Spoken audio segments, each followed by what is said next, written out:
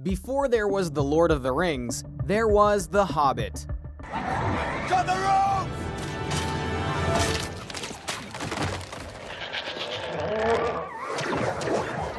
Or at least, that's how it happened chronologically with the books.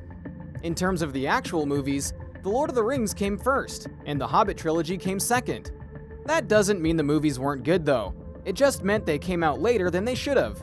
Despite not being as beloved, the Hobbit movies did very well for themselves, and the cast in the movies helped bring to life a tale that wasn't meant to be forgotten. You thought you could escape me. So allow us to show you the Hobbit cast, then and now. Be sure to like the video and subscribe to the channel. Martin Freeman. Not unlike The Lord of the Rings, The Hobbit is focused mainly on, well, a hobbit. The OG Hobbit, if you will, via Bilbo Baggins. The original movies only lightly teased what Bilbo had done in his life, but in The Hobbit, we got to experience it for the most part, and the job of bringing Bilbo to life fell on the very capable shoulders of Martin Freeman. No, that won't be necessary, thank you. I'm sure I can keep up on foot. Freeman was no stranger to Hollywood when The Hobbit came out in 2012, as he had been in various movies and TV shows, not the least of which was the beloved BBC series Sherlock, where he portrayed Dr. John Watson to great effect. Post-Hobbit movies, his star continued to shine, as he was cast in various high-caliber TV shows and films, including the beloved first season of the FX series Fargo, where Martin was praised for his role, and the Marvel Cinematic Universe, where he played the character Everett Ross in Captain America: Civil War, and expanded that role in Black Panther. He's also done voice acting and continued to be John Watson in Sherlock until 2017, and is of course very open to being that role once again. But his time as a Hobbit is done, and that might be for the best, as he's clearly got other things to do. Richard Armitage. While the dwarves kind of played a lesser role in the Lord of the Rings movies outside of Gimli, here they were front and center, as the whole plot revolved around them trying to get to the Lonely Mountain and retrieve the gold and home that they had lost so long ago. The leader of the dwarven party was none other than Thorin Oakenshield, played by Richard Armitage. Will you follow me? One last time. Armitage did a mighty job in portraying the bitter and wary leader of the dwarves, while also displaying a warmth to him when he needed to. He was absolutely a highlight of the films. Since those movies, he's gone and gotten himself a series of nice roles in both TV shows and movies, like Ocean's 8 and Alice Through the Looking Glass. He also starred on the epic series Berlin Station until 2019. He's done other series and films since then, and you should look for him in the upcoming drama Now and Then. Sir Ian McKellen. Oftentimes when a series of movies aren't filmed close to one another, the actors who portrayed key players in the previous movies don't get to come back and play the role they did before. But for Sir Ian McKellen, that thankfully didn't need to happen.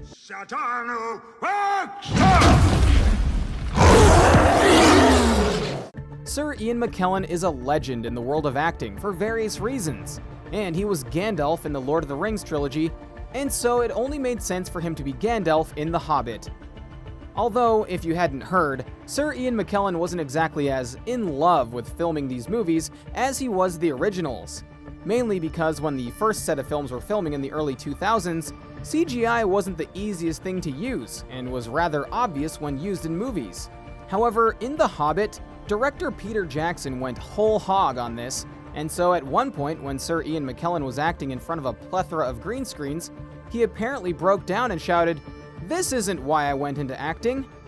And that sentiment definitely carried over with fans and critics who admonished Jackson for his overuse of CGI. Still, this didn't hinder McKellen's career. Far from it. Despite the man being 81, he's still acting in all sorts of ways, including doing stage work all over. Cate Blanchett. It's sadly a well-known fact that J.R.R. Tolkien wasn't in the habit of putting a lot of leading ladies in his Middle-earth stories in meaningful ways. In fact, we bet you can only name 3 major female characters for the original Lord of the Rings trilogy. Thankfully, The Hobbit was able to expand on some of these issues and gave Cate Blanchett a chance to return and showcase her power via Galadriel. I will destroy you.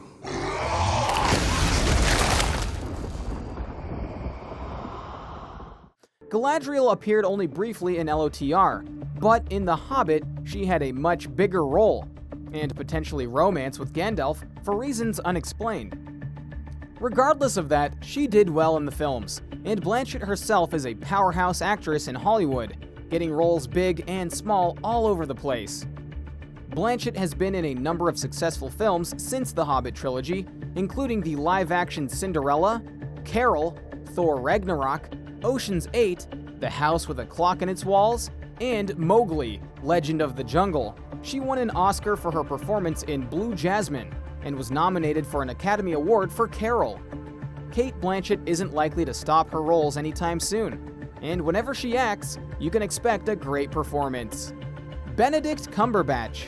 By and large, one of the most beloved actors in the world today, Benedict Cumberbatch has been a star from the moment they let him really strut his stuff, including but not limited to his awe-inspiring performance as Sherlock Holmes in the BBC series Sherlock. Fans got a kick out of the fact that he was cast as Smaug in the second Hobbit movie, which meant he would be acting alongside Martin Freeman once again. Thief. I smell you. Naturally, as one of the leading men in Hollywood, he's gotten plenty of roles. In 2015, he was nominated for an Oscar for his performance as Alan Turing in The Imitation Game, and has been nominated for several awards for his role on Sherlock. But the one that has many fans happy is that he was cast as Dr. Stephen Strange in the Doctor Strange films for Marvel.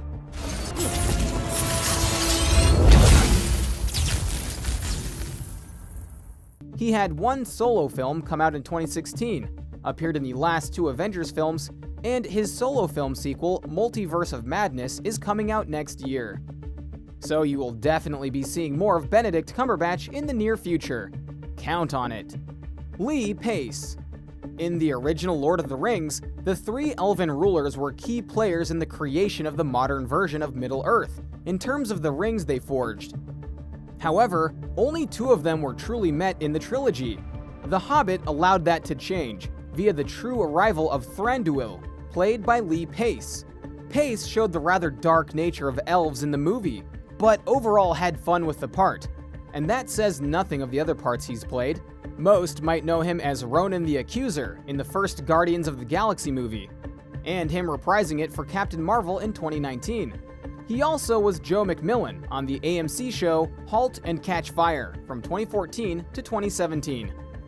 Pace is set to appear on the upcoming Apple TV Plus show Foundation. Sylvester McCoy.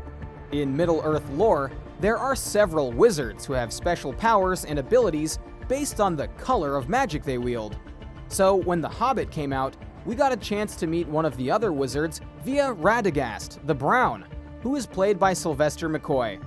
Sylvester McCoy is a name many sci-fi fans will know about because he was the 7th Doctor in Doctor Who, and a fan favorite at that. Despite his small role in the Hobbit trilogy, he did make an impact, and his career has not slowed down despite his age. He's been featured in all sorts of movies, TV shows, and short films. Manu Bennett. Some of you are no doubt shocked about hearing this name, because it's not overtly obvious who Manu Bennett played in the Hobbit trilogy. Well, he played Azog, the evil leader of the orcs trying to stop the dwarves from completing their journey. Thankfully for many, Manu Bennett was able to show his actual face in the beloved superhero series Arrow, where in the first and second season, and subsequent appearances after, he played Slade Wilson, aka Deathstroke. Many fans and critics praised him for that role and loved him in it, even going so far as to say that the second season of Arrow, in which he was the main villain of the story, was the best season of Arrow ever. We're not going to deny that. So what do you think? What do you think of this look at the cast of The Hobbit and how the actors have done both then and now? Are you surprised by how many big names were in this set of films? What did you personally think about the films in terms of their quality and overabundance of CGI? Which trilogy do you personally prefer? Let us know in the comments below. Be sure to subscribe, and we'll see you next time on the channel.